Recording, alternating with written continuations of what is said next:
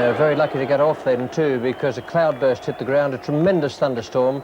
The whole place was awash very, very quickly, and it didn't take long for the umpires from the shelter of the pavilion to call the game off. There was no chance in the wide world of making another start. 238 for 8, West Indies were, and they've done very well today. They started off at 156, got up to 238, still have 2 wickets in hand, and England now are in the position they have to take those 2 wickets, and then they have to make quite a few runs before they're actually on the board in the second innings. Roger Harper, I thought, played a splendid innings, 31 not out. He batted well at Old Trafford, and he's done great things here for Viv Richards again. They've shown confidence in him, and he's certainly repaid it. Benjamin is 7 not out, and the bowlers, just the 3 main bowlers used, and Pringle, 5 for 73 from 20 overs and 6 maidens. Every time people start muttering about Derek Pringle not perhaps being up to test standard and blaming the selectors for choosing him, he comes up with a good performance, and full credit to him. I think he's got quite a bit about him, Pringle, and I'm delighted to have seen him do so well there. 5 for 73 in 20 overs. He did a lot of work. So too did Neil Foster. Foster tired towards the end. He hasn't been in a test match for quite some time, and at the end of those 30 overs he was tending to pitch just a little bit too short. 2 for 97, and Dilly 1 for 46. And the match situation, when that terrific storm hit the ground, the West Indies have those 37 runs in hand, and just as important, they have 2 wickets. Well, Foster had to bowl 1 ball to finish an over. We pick it up now with the 3rd ball of the next over. Pringle is the bowler. Benjamin is taking strike, and there's no addition to the score.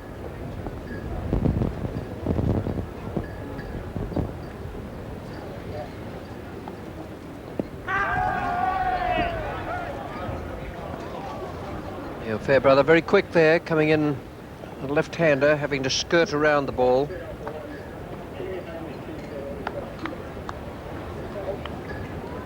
Dilly to bowl.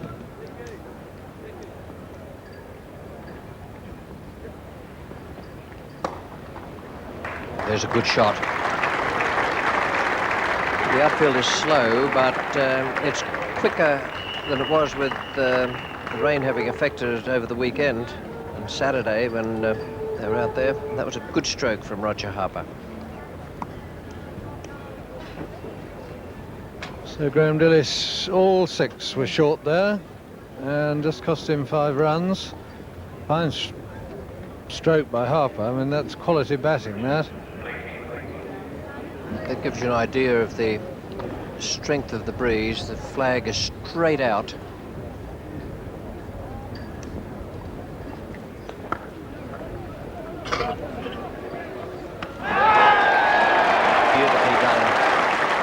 Comes in as the emergency fielder. We've already seen him once this morning, Neil Fairbrother, almost give the batsman a real scare. I suspect Benjamin was just a fraction late in starting there. Now look at Benjamin, he hasn't really done anything about the run, and he's had a look. Now Andy slipped, but the worst thing he did was to have a look before he set off. And the second worst was to have a second look and try and fend the ball away. He got himself into all sorts of trouble there. He should have had his head down and kept going, as Ted Dexter pointed out. But one of the rules of running between the wickets there is, without doing anything against the laws of the game or the spirit, just to keep on a straight line and try and make sure that you're between the ball and the stumps as it reaches you.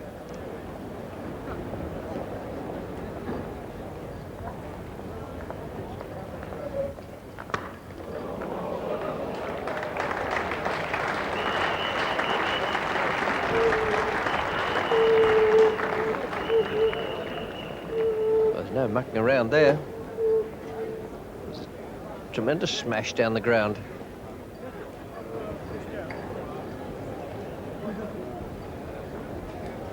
Dilly now to Harper.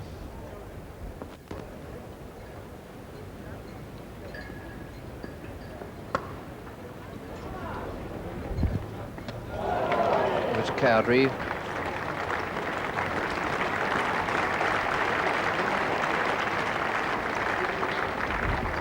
It was a very well taken single, this. just stopped it and ran. And just came on Cowdrey's wrong side, with Walsh just home. 250 up. 50 off 63 balls, the last 50. Well, there's another one. Nowhere near the stumps. They go for two. Neil Fairbrother's throw. And Harper just home. England's fielding very sharply this moment. It went on to Fairbrother's left hand. He didn't waste any time. Got rid of it straight away. And Walsh was still in picture there. That's great running between the wickets.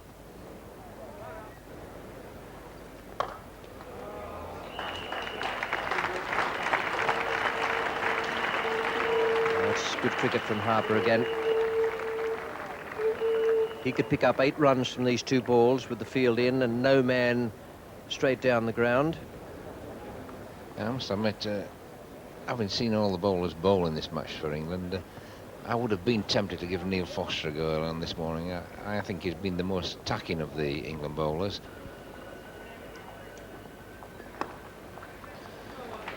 Well, that's 50 for Harper. What a valuable innings it is.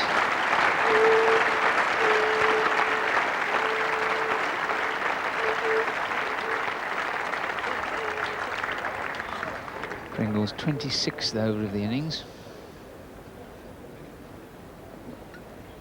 Oh, dear me.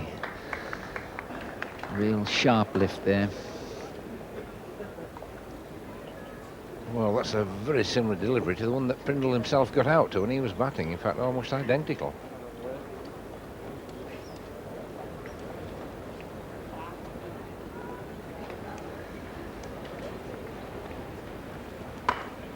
Well, safe shot. That's how you hold it up for your partner. Well, nothing wrong with this stroke. Perfectly safe shot. The men coming in and right over the top there. Just one bounce and away for 4. Unlucky throughout this innings, Foster. Those figures do him no sort of justice at all. He's beaten the bat well as much as the other England bowlers all put together. Just nothing went right for him. Well, that might be out, and it is. So Harper aiming one side of the wicket, the ball going the other, and David Gower taking a nicely judged catch. Harper caught by Gower off the bowling of Foster for 56. Harper caught by Gower off the bowling of Foster for 56. Yes, a little bit of outswing there from Neil Foster.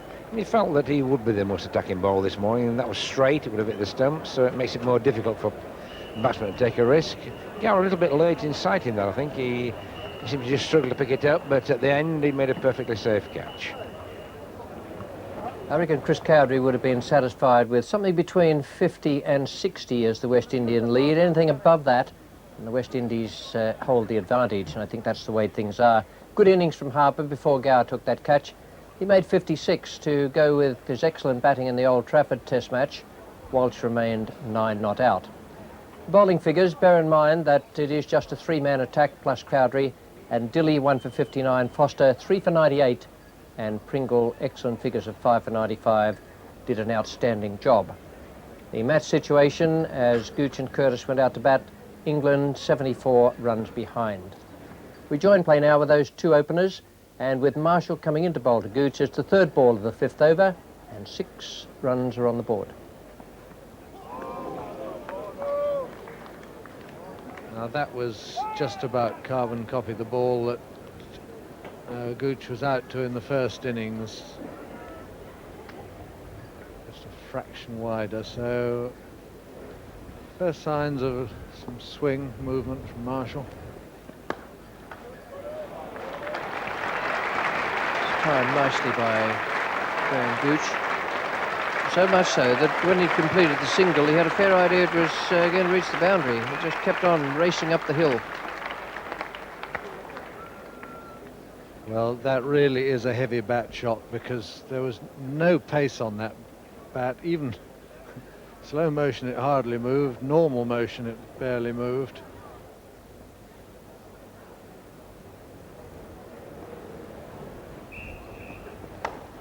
Even better shot. That's the sort of batting England need to wipe off this deficit, put themselves back on the board, and that is an excellent approach.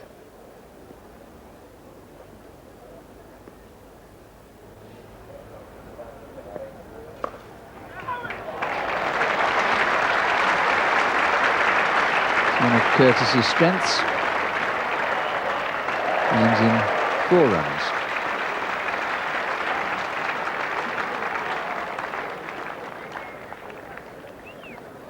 Well, this was a good shot by Tim Curtis. It was banged in short, but he got right on top of it, knocked it straight down to the ground, short of the slips, and through the gully area, and for 4 runs. That was well played. Well, isn't that nice? Just shows how hard we all work around here. Never a wasted moment. We're not commentating, we're out there doing our smalls. Oh, in the air, that one. 4 runs. Brings up to 50. It's come off 126 deliveries.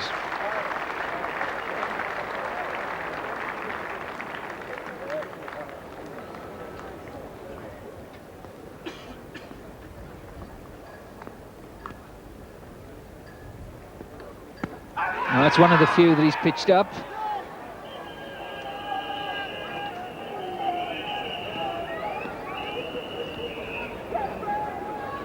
This is what Ambrose does. He bowls an over at you from short of the length, banging them in chest high. Then suddenly the ball goes right up there, and you can see there Tim Curtis was a little bit slowing it onto that front foot, but that's understandable when you're on your back foot for over after over, playing it down off your chest. It's not easy to suddenly get fully forward.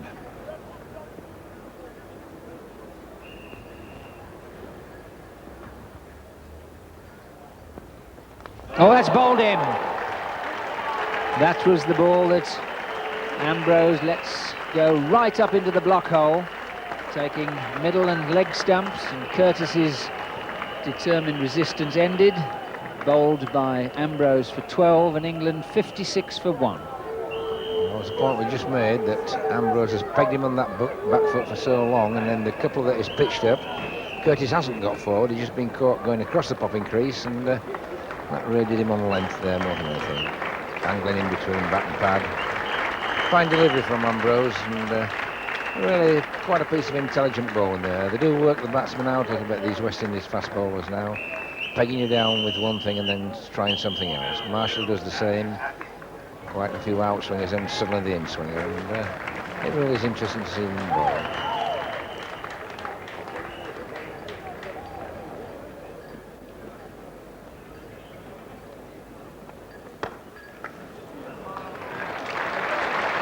Ball really races away up that hill. It must be nice and dry. The water will have drained down. That's twice Gooch has struck the ball straight down the ground. No better way to deal with quick bowlers than just to bang the ball back past them. That little burst of scoring has put England on the board.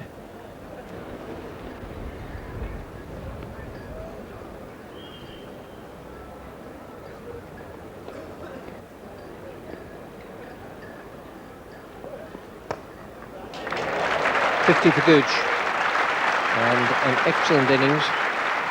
He's looked to be pretty much in control out there. So most of the time he's been in. He started off with Curtis, now he has Appy with him. I would think that acceleration would be needed tomorrow with wickets in hand. They're going to try and set West Indies something like 200 off about 50 overs.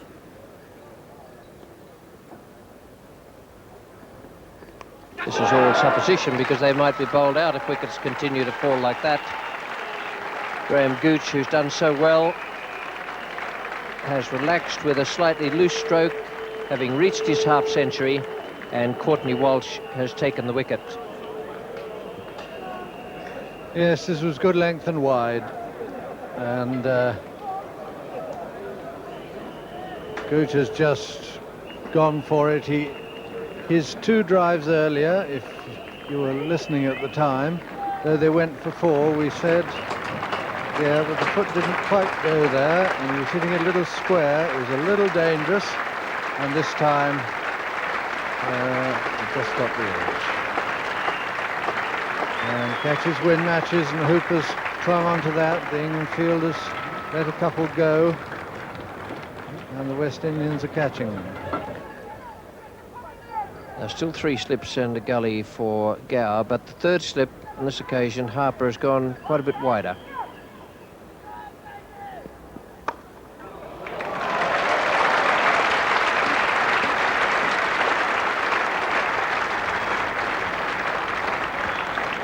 $7,000 runs in Test match cricket for David Gower.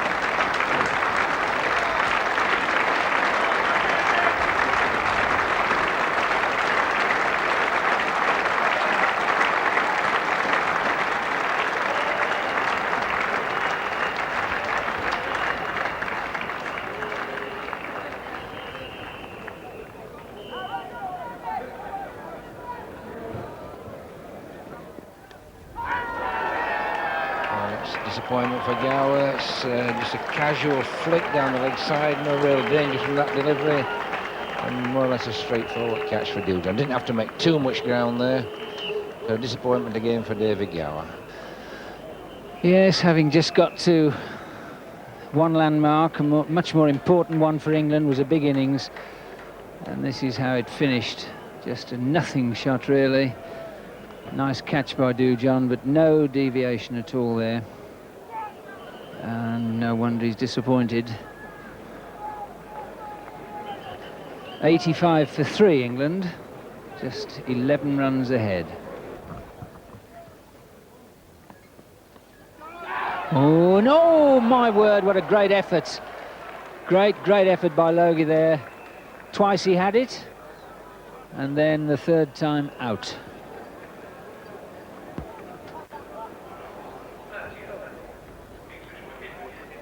And, oh yes, 3rd attempt.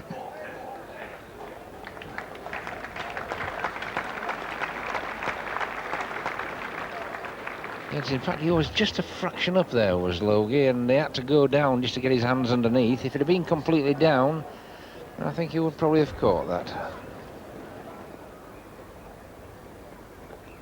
Oh, what a great delivery, and that's out. And really now England just going from bad to worse. Bill Athy caught at the wicket. He scored 11, and England 85 for 4.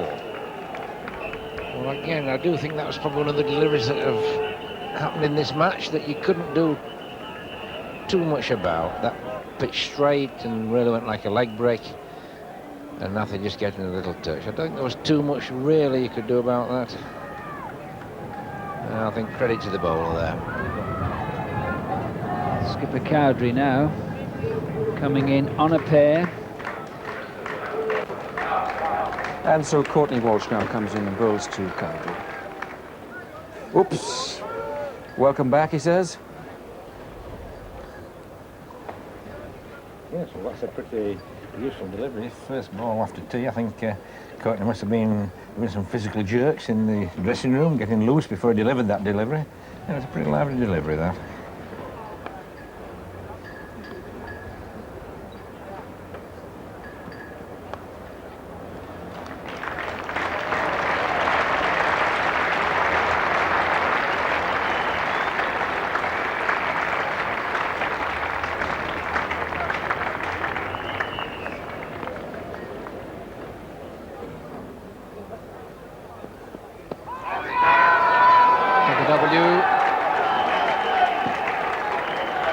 Given by umpire David Shepherd.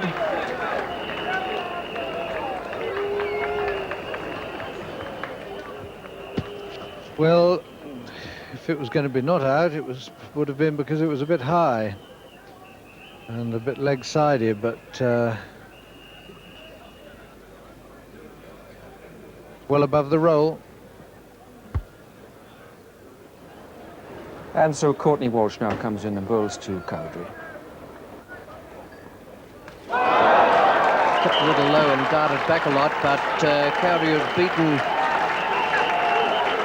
by the pace of it as much as anything, and England now 105 for 6. Man is still limping, but torn muscle was in the first England innings after he'd made 64, and they thought it would take a long time for it to heal. No, short ball, but the bat really never coming down straight.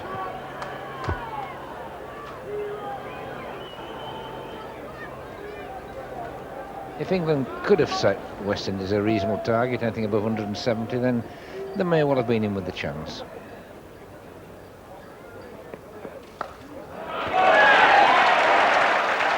That, I reckon, is just about the only stroke Lamb will be able to play. He certainly played that one very well. It went past Desmond Haynes like a rocket.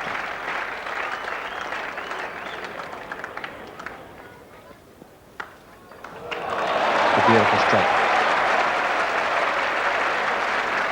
Well, we saw Malcolm Marshall here a few years ago with his arm in plaster bowl out England. Are we to see another lot of heroics here?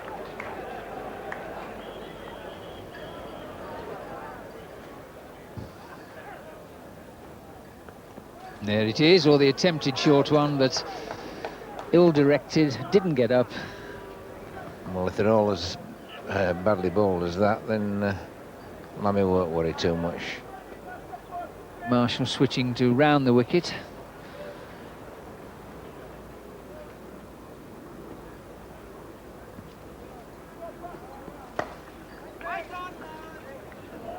That one hurt Lamb, drew him forward and almost instinctively tried to play a proper shot. You see, he's instinctively drawn forward, looking for the drive, but that right leg nearly collapsing beneath him. And Malcolm Marshall now rested and replaced by CURTLY Ambrose. Oh, and that's bowled him. Second time in the match gated, and really not an impressive batting performance, playing across the ball, which moved back into him again.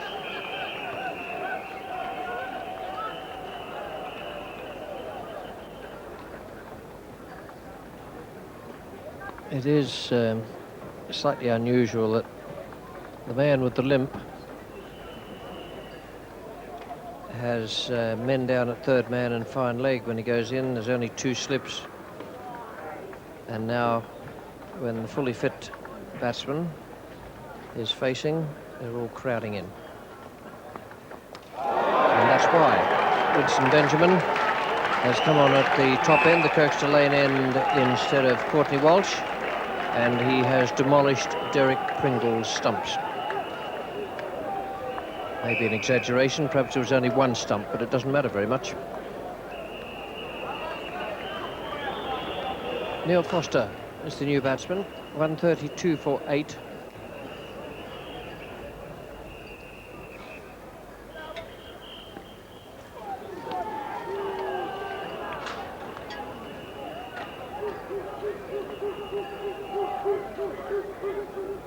Well, it's no quarter given or asked out there at the moment. CURTLY Ambrose determined to shake the limping Lamb out of his stride.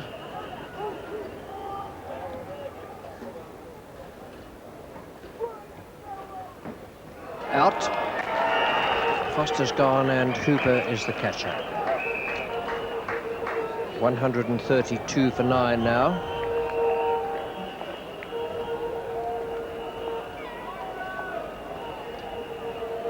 So Benjamin only has to run up to get wickets at the moment. A very, very neat catch by Hooper, his second of the innings. West Indies still catching everything.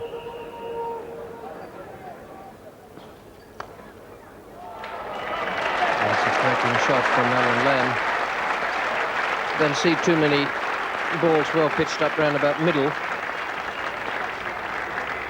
Certainly took full advantage of that.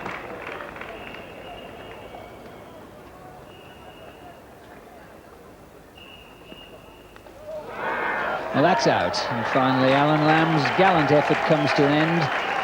Caught at the wicket off the bowling of Curtly Ambrose for 19. England all out in their second innings for 138. And that won't be enough, I'm afraid. 138. A good opening stand between Gooch and Curtis. Gooch played well, and both of them got the score up past the half-century mark. And then Lamb, with that brave effort at the end, pushed it along to 138. The bowling figures for the West Indies were very impressive once again. They had the wood on England all the way through. Marshall 2, Ambrose 3, Walsh 3, and Benjamin 2. And the situation at the end of the England innings meant that West Indies had to make only 65, with England 64 ahead. There was just one thing that crossed my mind as I was watching the England batsmen out there. Is there some tremendous advantage when you're facing the West Indian fast bowlers in starting off with your bat at shoulder height if you're going to play a defensive stroke? And the answer to that, no doubt, will come through at some point. The West Indies' second innings was opened by Haynes and Dujon. Dujon again taking the place of Greenwich. And we pick it up now with the second ball of the first over. Dilley is bowling to Haynes. No runs are on the board.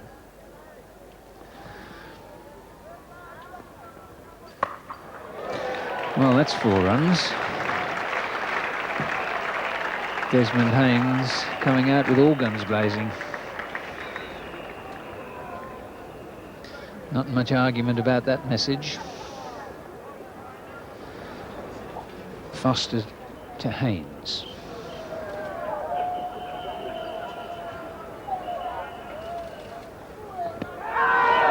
It must be close.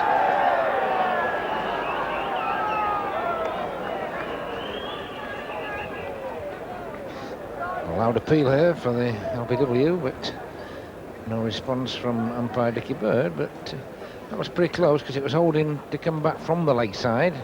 A slight outswing on it, not too far away.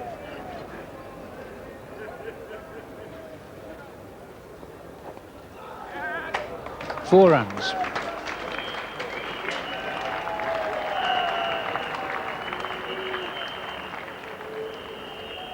Foster just strained down the leg side here, and Dujon just a turn of the wrists. Dilley fairly wide at fine leg, no chance of getting round. Dilley bowling to Dujon.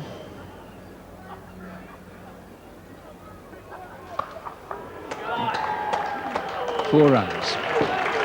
Man set out there for the hook. Dujon took him on and won. Not much value there in the short pitch delivery, and 27 for naught at the close of play for West Indies. The bowlers used by England, we had Dilley and Foster only, none for 16, none for 11 respectively. And at the close of play on the 4th day of this Cornhill Test match, the situation was that West Indies need just 38 more runs to win. We pick it up now.